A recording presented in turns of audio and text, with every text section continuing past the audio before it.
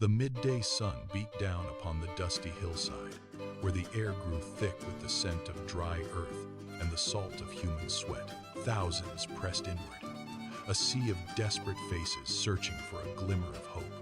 Among them stood the Pharisees, their shadows long beneath the gnarled olive trees, watching with narrow, cynical eyes. In the center of this sweltering heat stood Jesus. He was a figure of calm amidst the chaos. The ground beneath his feet was parched, yet he stood firm, his presence acting as an anchor for the restless souls gathered there. Every breath was heavy, every movement labored under the weight of the Roman sun.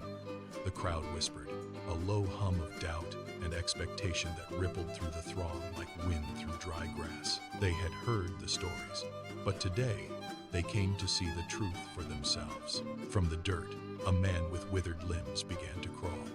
His body was a map of suffering, his movements slow and agonizing.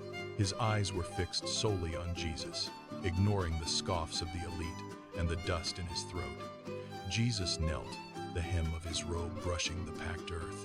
He did not look at the critics, he looked only at the man. With a steady hand, he reached out and grasped the man's forearm. A sudden, sharp click echoed across the hillside, the sound of bone knitting and life returning. The man's skin smoothed, the gray pallor replaced by a flush of warmth.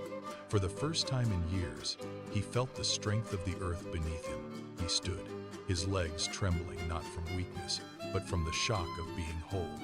"I can stand," he whispered, his voice cracking. A profound hush fell over the crowd as they witnessed the impossible. The silence was broken by a mother's cry. She pushed through the wall of people, her face a mask of terror, carrying a child whose breath came in shallow, ragged gasps. The boy was slipping away, his chest barely moving. She collapsed at the feet of Jesus, placing her son on the hard ground. "Please," she sobbed, her hands white as she gripped his robe. Jesus did not speak. He simply placed his palm upon the child's forehead. In that moment, the harsh sun seemed to soften.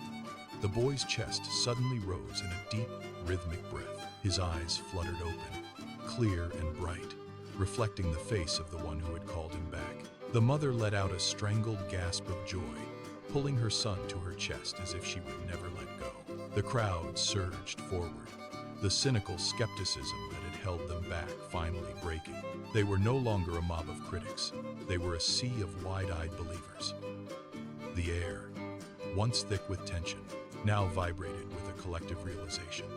They were standing in the presence of something that defied the laws of their broken world. Faces that were once etched with despair now glowed with a newfound light.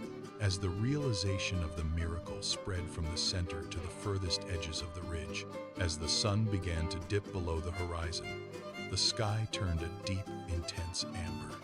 Jesus walked toward the edge of the ridge, his shadow stretching long across the valley.